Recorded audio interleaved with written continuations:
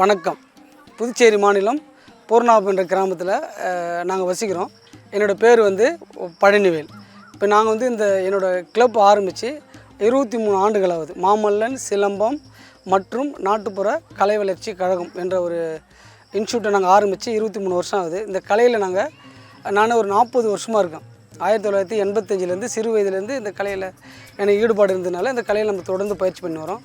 இப்போ இந்த கலை பார்த்திங்கன்னா நம்மளுடைய தமிழர்களுக்கு உரிதான கலை இந்த சிலம்பக்கலை.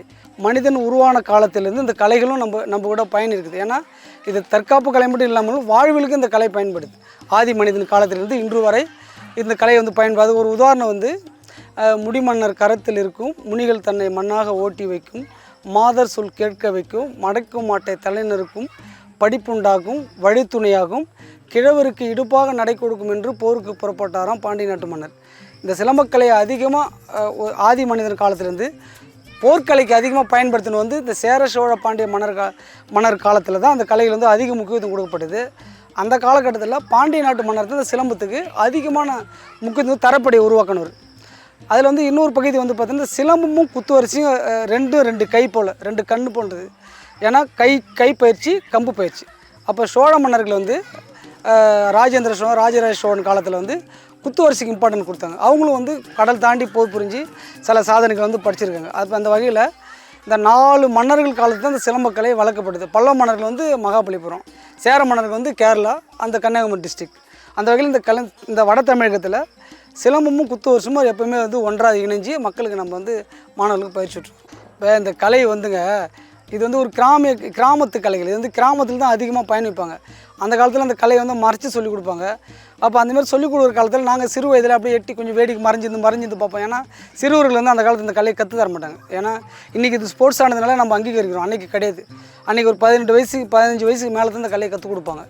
அந்த வகையில் நாங்கள் எங்களோட ஆசிரியர்கள்லாம் பண்ணும்போது நாங்கள் மறைஞ்சிருந்து பார்த்து அப்புறம் நாங்கள் அவங்க கூட இதை கொஞ்சம் கொஞ்சமாக பயணித்து அதில் இந்த வகையில் நாங்கள் இந்த சிலம்பம் குத்துவரிசை புடிமுறை விளையாட்டு சுரு விளையாட்டு மான்கொம்பு விளையாட்டு வறுமக்கலை இந்தமாரி இந்த கலைகள் எல்லாமே இதில் நம்ம பயணிச்சிருக்கோம். அது மட்டும் இல்லாமல் நாங்கள் இந்த கிராமிய கலைகளும் செய்வோம். கை சிலம்பாட்டம், பம்பை உடைக்காட்டம், காளியாட்டம், இந்த கிராமிய கலைகள் நம்ம ஈடுபாடு இருந்ததுனால இதை தொடர்ந்து நம்ம பயணிக்கிறோம். அதனால் இந்த கலைகள் எங்களுக்கு ஈடுபாடு அதிகம். ஏன்னா இது கிராமத்து கலை. அதாவது இந்த கலையினாலே கிராமம் தான். இது கிராமத்து தான் அதிகமாக இது இருக்கும். திருவிழா காலங்களில் செய்வாங்க, இல்லை விசேஷ காலகட்டத்தில் செய்வாங்க, இல்லை பொங்கலுக்கு செய்வாங்க. அந்தமாதிரி காலகட்டத்தில் இந்த கலையை பயணிக்கும் போது அது மேலே ஒரு ஈர்ப்பு நாங்கள் அதில் பயணிக்க ஆரம்பித்தோம்.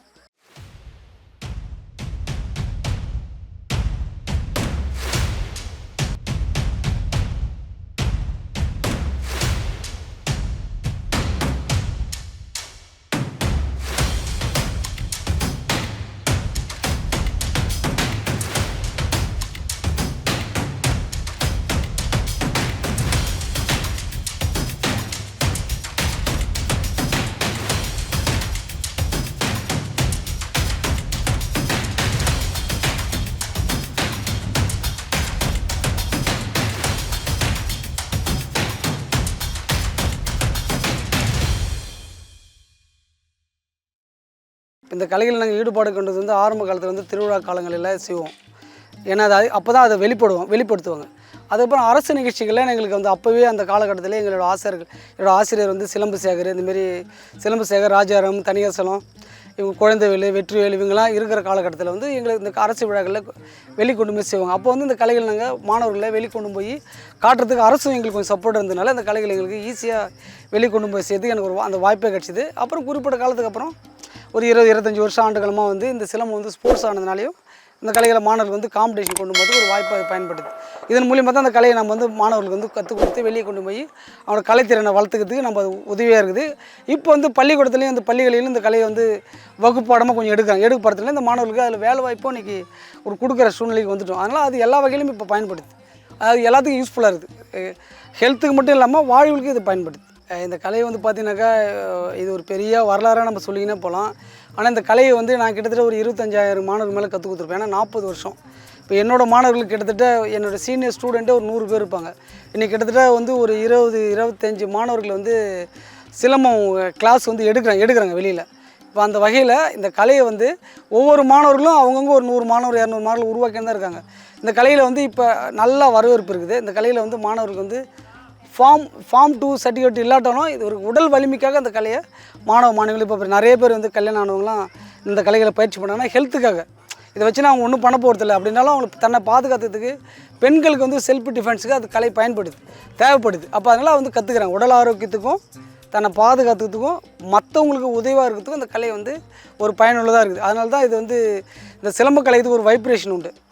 இப்போ அதாவது மனிதன் வாழ்ந்து ஒரு குறிப்பிட்ட காலத்தில் உருவானது தான் யோகா. எடுத்தோடனே ஒரு மனிதன் யோகா வாழ முடியாது. ஆனால் தற்காப்பு கலை மட்டும்தான் மனிதன் கூடயே பயணிக்கக்கூடியது. யோகாவெலாம் மனிதன் கூட அது யோகாவை நம்ம வந்து குறைச்சி கூட சொல்ல வரல. யோகா வந்து ஒரு 1 ஹவரோ 2 ஹவரோ போனோம், ஆனால் ஒரு 4 பூரா பண்ண முடியாது. ஆனால் சிலம்பம் அப்படி கிடையாது. ஒரு மனிதன் வாழ்வில் ஒரு குடும்பத்தில் ஒரு கம்பு, ஒரு கடப்பாரை, ஒரு மம்முட்டி, ஒரு கத்தி. ஏன்னா கம்பு வந்து ஊர்வனத்தை பாதுகாத்து, பாம்பு பள்ளியை பாதுகாத்தது கம்பு, விவசாயத்தை பாதுகாத்து கடப்பாரை மம்முட்டி. அப்போ இந்த கலை வந்து அதாவது இப்போ உண்டாக்கி விட்ட ஒரு 2 பேர் கொண்டு மேசுக்க 4 பேர் அந்த எம்ஜிஆர் புரட்சித் தலைவர் பாடியிருப்பார். மனிதன் பிறந்த காலத்துலேருந்து மனிதன் இறந்த காலம் வரைக்கும் இந்த கம்பு அவனை எரிக்கிற வரைக்கும் இந்த கம்பு பயன்படுது. அதில் இந்த நம்ம தமிழ் கலையில் ஒரு மிகப்பெரிய புண்ணியம் என்ன கேட்டிங்கன்னா இந்த சிலம்பத்துக்கு அவ்வளோ பெரிய பாக்கியம் உண்டு. இன்னொன்று சொல்லப்போனால் இது இயற்கையான பொருள், எதுவும் செயற்கை கிடையாது.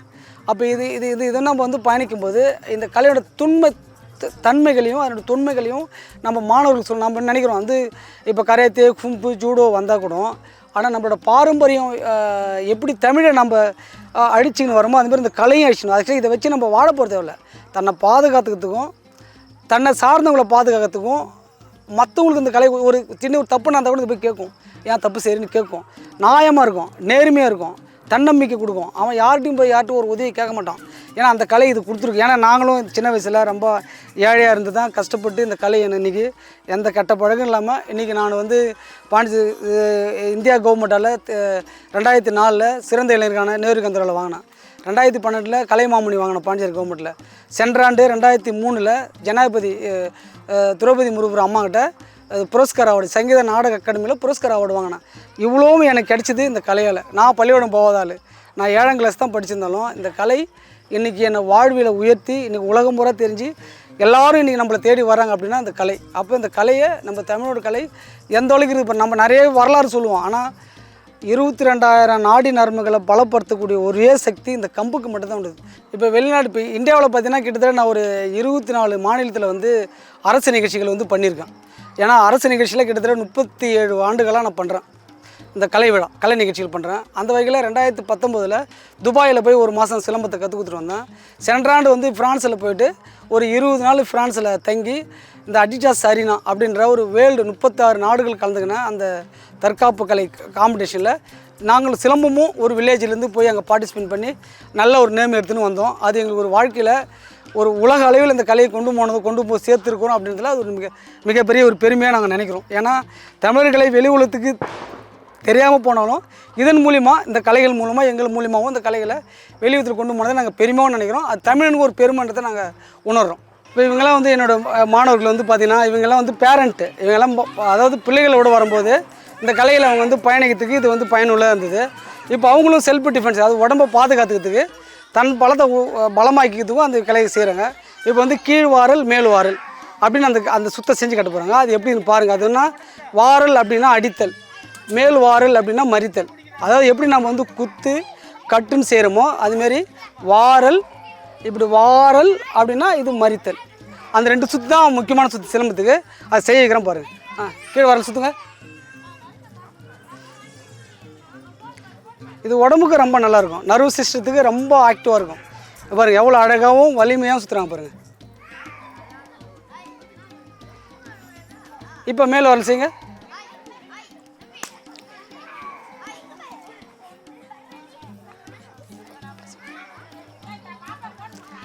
இப்போ தலைவடி சுற்றுங்க.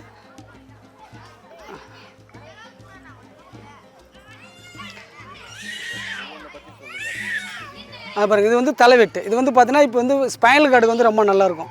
தலை சுற்றுங்க. இந்த சுற்று வந்து பார்த்தீங்கன்னா நல்லா அழகாகவும் வலிமையாக இருக்கும். சுற்றுக்கு ஒரு பொருளை தூக்கி போட்ட விட மேலே படாது.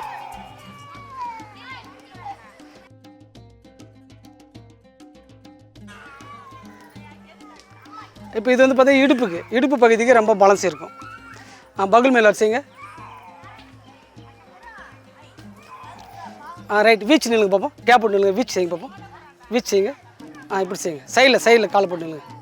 அப்படி நில்லுங்க. சைடில் கால் போட்டு நில்லுமா. இப்படி அப்படி நில்லுங்க. கீழ் வச்சுங்க. ஸ்டார்ட். 2 3 4 5 6 மேலும் செய்யுங்க. 1 2 3 4 5 6 இடுப்பரப்பு செய்யுங்க. 1 2 3 4 5 6 இதெல்லாம் வந்து பாதரப்பு செய்யுங்க. இப்போ இந்த வீச்செல்லாம் பார்த்தீங்கன்னா இன்னும் அடுத்த ஸ்டெப்பு, அதாவது எத்தனை பேர் வரும், 10 பேர் வந்தால் கூட நம்ம அவங்ககிட்ட சண்டை செஞ்சு நம்ம பாதுகாத்துக்கலாம். அந்தளவுக்கு போண்டி பாடம் செய்யுங்க. முன்னுடன் செய்யுங்க. 1 2 பின்னுடன். இது வந்து உடம்புக்கானது. நம்ம உடம்பை ஒரு பழமொழி இது, தான் உடம்பை தன்னால் தூக்க முடியாதவன் இவன் எப்படி இன்னொருத்தனுக்கு உதவி செய்வான் அப்படின்ற மாதிரி. அப்போ தான் உடம்பு ஒரு 20 கிலோ 30 கிலோ வெயிட் தூக்கி செய்கிறாங்க பாருங்கள், பக்குவமாகவும் லாபகமாகவும். முன்னுடன் 1 பின்னுடன் 2 வெளியந்தர் 1 பகல் மேல் வரல் பின்னுடன். ரைட். ஒண்டி பாடம் செய்யுங்க. ஒண்டி பாடம் பாருங்கள். இது எல்லாமே அருமையான சுத்து. இதெல்லாம் உடம்புக்கான சுத்து தான். இந்த 72,000 நாடு நிலைமை, அதாவது உள் பாதம் வந்து உச்சந்தலை வரைக்கும் வேலை செய்யும். 2ஆம் ஒண்டி பாடம் செய்யுங்க.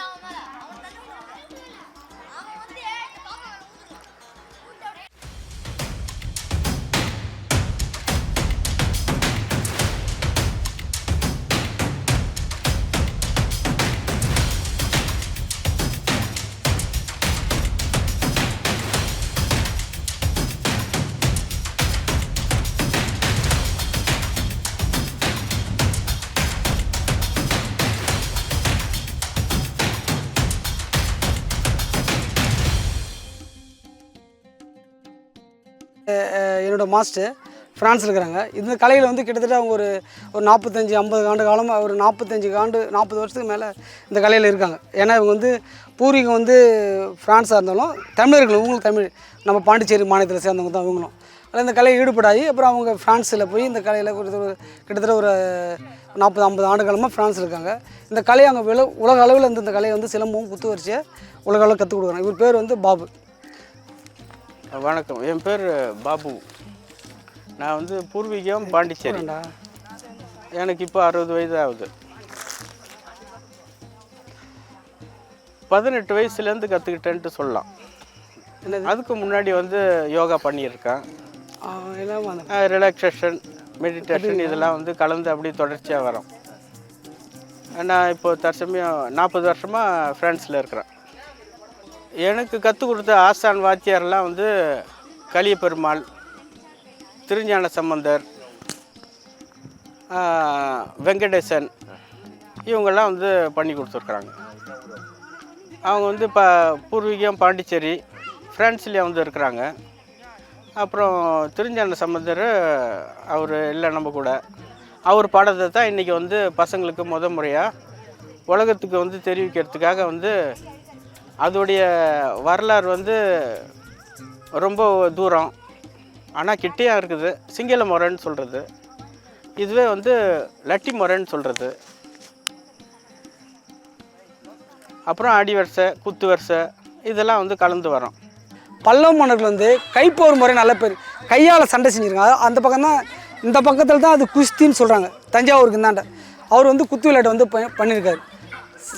பல்லவ மன்னர்கள் வந்து வர்மக்கலையை பல்லவர்கள், அதனால தான் நரசிம்ம வர்ம பல்லவன் வருது. இந்த வர்மம்ன்ற வார்த்தையே நரசிம்ம பல்லவ வர்மன் அவங்க வந்து அதுதான் வரும். அவர் தான் அந்த போய் தரும்பர் நம்ம சொல்கிறோம். இப்போ பல்லவர்கள் கலை எங்கேன்னு தெரியல. பல்லவர் கலைகள் முழுமையாக மறைஞ்சு போச்சு. ஏன்னா இது ஒரு நூற்றாண்டு காலம் இந்த கலை மறைஞ்சதுனால இப்போ வர காலகட்டத்தில் அந்த ஆசான்களை கண்டுபிடிக்கணும். இதில் கொஞ்சம் எப்படி நம்ம எப்படியே சொல்லப்போனால் இந்த குரு துரோகிகள் இந்த கலையில் கொஞ்சம் உருவான காலகட்டத்தில் இந்த நல்ல ஆசான்களாம் வந்து இந்த கலையை கற்றுக் கொடுத்த ஒரு பழமையை சொல்லுவான் தமிழனுக்கு, கற்றுக் கொடுத்தவங்ககிட்டே குத்தி காட்டுறது. இப்போ நான் ஒரு விளையாட்டு குத்துன்னு கற்றுக் கொடுத்தா அவன் என்னை குத்தி காட்டுவான். அது கூர்பாஞ்சி கஞ்சிலே குத்துப்பாயின்னு சொல்கிற அந்த அடமொழியில் தான் இந்த குறிப்பிட்ட காலத்தில் இந்த கலையை வந்து நம்ம கற்றுக் கொடுக்கூடாதுன்னு அதில் கொஞ்சம் மறைக்கப்பட்டது. இன்னொன்று, ஏன்னா நாங்களாம் கிராமத்து இருந்ததுனால இது எங்களுக்கு சொல்லடல். அதுக்கு தான் அதுக்கு என்ன சொல்லணும்னா இடம் பொருள் ஏவல். அதாவது ஒரு மாணவனுக்கு கலையை அவனை ஒரு நல்ல பையனான்னு தெரிஞ்சு அவன் பாதுகாக்கிற பையனான்னு கற்றுக் கொடுக்கணும். அது சொல்கிறான், கற்போம் காப்போம் கற்பிப்போம். இப்போ நாங்கள் என்ன சொல்கிறோன்னா பார்த்தல் கேட்டல் உணவு இப்போ நீ நாகரிகம் வளர்ந்து போச்சு. ஒரு அந்த தம்பி நார்த் இந்தியன், அவனுக்கு கலை பற்றி தெரியாது, பார்க்குறான், இம்ப்ரெஸ் ஆகி கேட்குறான், அப்போ உணர்றான், அப்போ புரிஞ்சுக்கிறான், அப்போ வாழ்வியில் அவனுக்கு கற்று தெரிஞ்சுக்கிற இப்படி தான் வாழ போகிறதுனால. அப்போ இந்த கலைகளோட நுணுக்கங்கள் வந்து நிறைய விஷயங்கள் இருக்குது. அந்த வகையில் தஞ்சாவூர் குத்து வருஷத்தில் கிட்டத்தட்ட 10 வாத்தியார் மேலே இருந்திருக்காங்க. ஒரு வாத்தியார் நான் ஒரு எக்ஸாம்பிள் சொல்கிறேன். இப்போ நாம் நிற்கிறோம். இந்த விளையாட்டு வந்து பார்த்தீங்கன்னா பாண்டிச்சேரியில் திருஞான சம்பந்த வாத்தியாரோடைய ஸ்டைல். அவரோட வாத்தியார் வந்து சாமிநாத கராமணி அப்படின்னு சொல்லுவாங்க. நான் அப்படியே சொல்கிறேன் நடந்தது. அவங்களோட விளையாட்டு வந்து பார்த்து இது நிலை வரும். இந்த நிலை வந்து அந்த வாத்தியாரோட ஸ்டைல். இதை பாருங்க, இது வந்து ஒரு வாத்தியாரோட ஸ்டைல். இப்போ வல்லங்கை மாரியப்பன் வாத்தியார்கிட்ட கற்றுக்கின பாடம் வந்து பார்த்திங்கன்னா இங்கே தனியாசலம், இப்போ பத்மநாபன்ற சந்திரன், ராஜாராம், இந்த பூர்ணாவத்துலேருந்து கிட்டத்தட்ட ஒரு 20க்கு மேற்பட்ட வாத்தியார். பூர்ணாபனிலே சிலம்பம் அப்படின்னு சொல்லுவாங்க. அவர் வந்து குரு வணக்கம், அந்த கடவுள் வணங்குற முறையிலே பாருங்கள். அவர் வந்து இப்படி வணங்குவார்.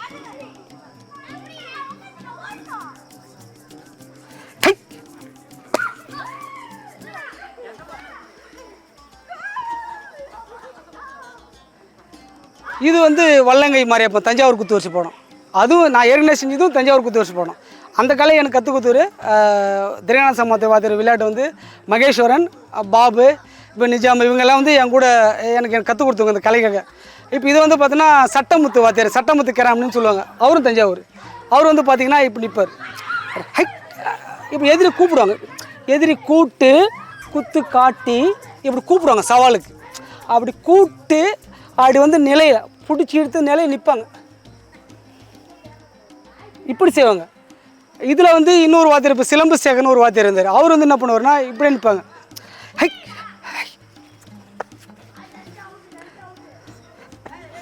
இப்படி வந்து வணங்கி இப்படி நல்லா செய்வாங்க. அப்போ கலையில் வந்து நிறைய தோரணைகள் இருக்குது. இந்த தோரணைகள் வந்து ஏன் கிடைக்காம போச்சுன்னா, ஒரு குறிப்பிட்ட காலத்துக்கு அப்புறம் மாணவனே வாத்தியார்கிட்ட சண்டை போட்டதுனாலையும் இந்த கலை கொஞ்சம் மறைக்கப்பட்டு. ஏன்னா அவங்களுக்கு இன்னும் அற்புதமான விளையாட்டு வறுமை கலை இருக்குது, புடி வரிசை இருக்குது. இப்போ ஒரு எக்ஸாம்பிள் வாங்க மாஸ்டர். இப்போ சின்ன விஷயம். இப்போ இவங்க வந்து இப்போ வறுமை கலைன்னு அருமையாக செய்வோம். அந்த குத்து வரிசையிலே வறுமை கலை இருக்குது. ஒரு எக்ஸாம்பிள் வந்து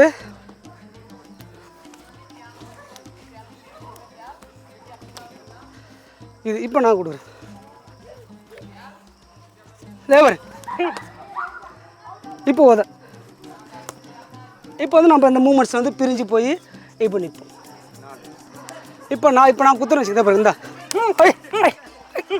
இது அப்போ அந்த பாடம் செய்யும்போது கரெக்டாக இருக்கும் அந்த மூமெண்ட். இப்போ இந்த மூமெண்ட் நம்ம பண்ணும்போது ஒவ்வொரு மூணுத்துக்கும் ஒரு மூமெண்ட். இதில் வந்து நம்ம எக்ஸாம்பிள் இப்போ கையை பிடிக்கிறோம். இப்போ என் கையை பிடிக்கிறேன்னு வச்சுக்கலாம். இதுக்கு ரொட்டேஷன் இருக்குது. ஆக்சுவலாக இந்த கையை பிடி நல்லா பிடிக்கும் மாஸ்டர். இருக்குது பாருங்கள். இப்படி போனால் ஈஸியாக பிரிஞ்சிடும். இப்போ இவரும் மாஸ்டர், நானும் மாஸ்டர், 2 பேரும் பிடிக்கும்போது இப்போ 2 பேரும் ஸ்ட்ரென்த்தை இருக்கிறேன்னு வச்சுங்க. இருக்கு மாஸ்டர். இப்படி இருக்க தான் இப்போ என்ன பண்ணுங்க, என்ன அடிப்பாங்க, இந்த வரும்பத்தில் தட்டுவாங்க. இப்போ நான் அவங்களை எடுக்கிறேன், இல்லை பண்ணுறேன், இல்லை நான் பண்ணும்போது பாருங்கள். இப்போ அந்த மாதிரி மூவ்மெண்ட் பண்ணும்போது நம்ம அந்த இப்போ இதில் வந்து சீக்வன்ஸ் வந்து மாறி வரும். அப்போ இதில் வந்து மனிதனுடைய அசைவு அறிஞ்சு சண்டை செய்கிறது.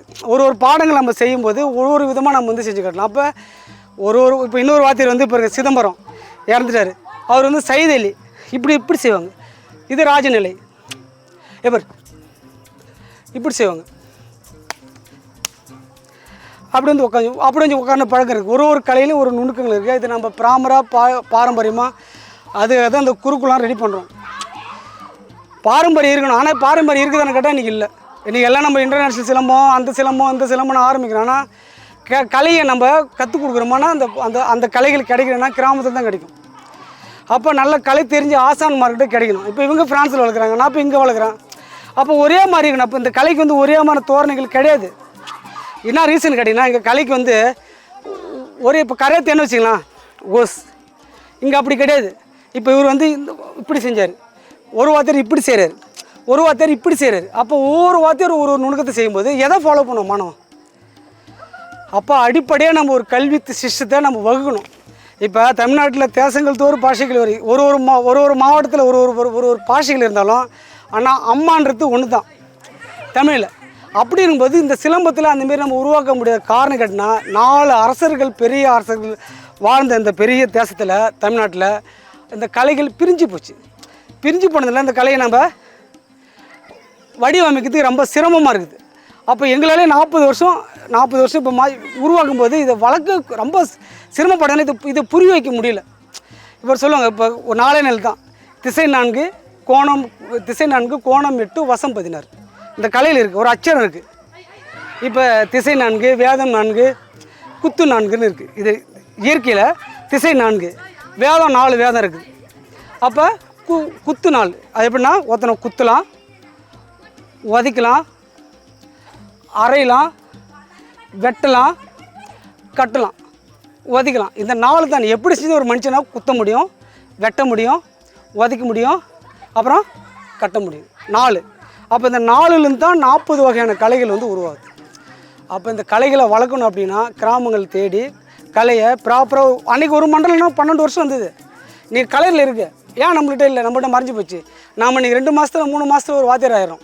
ஒரு மாணவன் போய் ஒரு பிஸ்னஸாக கலையை வளர்க்குறோம். அப்படி கிடையாது. ஒரு மண்டலம் அப்படின்னா சிலம்பம், குத்து வரிசை, புடி வரிசை, பொடிக்குச்சி, மான் கொம்பு விளையாட்டு, பிச்சவா விளையாட்டு, அப்புறம் வந்து சுருள் விளையாட்டு, உரிமை விளையாட்டு, திரிசூலம் விளையாட்டு, கேடயம் விளையாட்டு, எம்ஜிஆர் வால்செல்லாம் இல்லையே. இதெல்லாம் எங்கே போச்சு? இதெல்லாம் இல்லாமல் போச்சு. இப்போ இதெல்லாம் இல்லாமல் போச்சு. அந்த வால்செல்லாம் இப்போ இன்னைக்கு காணாமல் போச்சு. காரணம் ப்ராப்பராக அந்த கலையை கற்றுக்கிறது மாணவர்களும் வந்து முன் வராது. காரணம் இப்போ நம்ம 8வது வரைக்கும் கலையை கற்றுக்குறோம். 8வது மேலே கல்வியில் கவனம் செலுத்துகிறோம். கல்வியும் நான் ஏற்கனவே சொன்னேன், கல்வியும் கலையும் ஒன்றா போனால் மட்டும்தான் அவனுக்கு வாழ்வில். இன்றைக்கி வெளிநாட்டு கலை கரையத்தை வந்து இங்கே ஆதிக்கம் பண்ணிக்குது. கலரி வந்து பாண்டிச்சேரி ஆதிக்கம் பண்ணுது. எல்லாம் ஆதிக்கம் பண்ணுது. நம்ம சிலம்பத்தை நம்ம ஆதிக்கம் பண்ண முடியல. காரணம் நம்மக்கிட்ட இன்னும் ப்ராப்பரான கலைகள் நம்ம இன்னும் டீச் பண்ணோம். அதை தான் நான் இப்போ உருவாக்குறோம். ஜனவரியில் ஒரு புக்கு வெளியிட போகிறோம். இந்த கலையை பற்றி அடிப்படையாக கலையை கற்றுக்கணுன்றதுனால ஜனவரி மாதம் ஒரு புக்கு வெளியிடணுன்ட்டு முயற்சி பண்ணிக்கிறேன். அது ஸ்டெப் எடுக்கிறோம். ஏன்னா அடிப்படை சிலம்பம் சுத்துமுறை பாடணும் அப்படின்ட்டு. ஏன்னா இது வந்து கல்வி அடிப்படையாக இருந்தால் கூட நம்ம அதுக்கு ஒரு குறிப்பிட்ட ஸ்டேஜுக்கு அப்புறம் புறந்தள்ளுறோம். 5வது தமிழ் வழி கல்வி படிக்கிறோம். 6வது மேலே ஃப்ரெஞ்சு, இங்கிலீஷு, ஹிந்தின்னு போகிறோம்.